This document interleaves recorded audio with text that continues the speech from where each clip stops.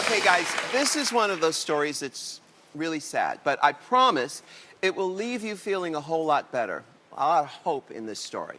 Okay, at 31 years old, she had a miscarriage, lost her husband and her father all in a matter of weeks. But she channeled her grief into a movement that's now changing lives across the country.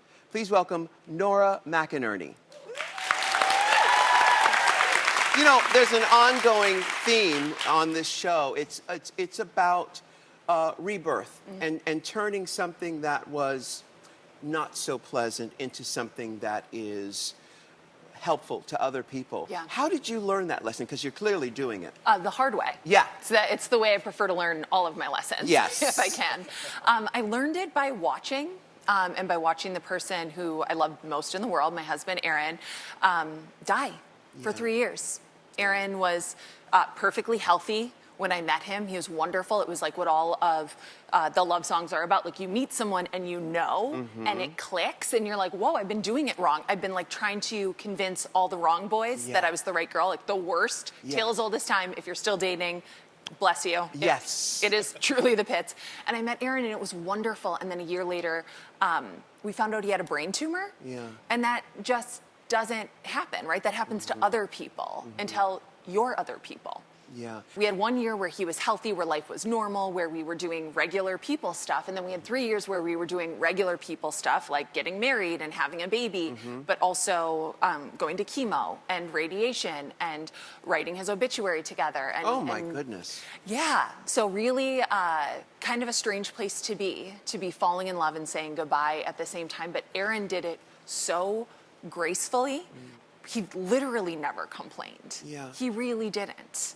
And I watched him die, and I watched all of his potential go with him. And I think when something awful happens, and it is truly awful, when the person you love the most in this world dies, no one would blame you if you shut yourself off and curled yourself around it. It kind of, it feels natural to do.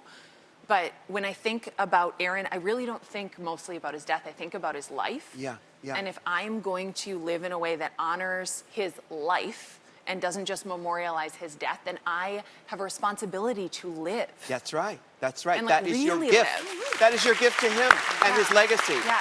So did you indeed take some time to just mourn? Did you take that time? I didn't do the best job at that. Really, I was in shock, which is a hell of a drug. Like your brain is like, I'll pack this up. Yeah. You just stay on autopilot. You just keep brushing your teeth and no one will know. Which is what most people do. Yeah. And I did. I brushed my teeth. I wore lipstick. I looked good basically every day. And I told everyone I was fine. Yeah. And I'm a really good actress, Chrissy. So like everyone believed me. People were like, Nora's the best widow ever. She's never sad. She's just, she wrote a book. She started a podcast. She started a nonprofit. Like who could be doing better? But I was dying inside.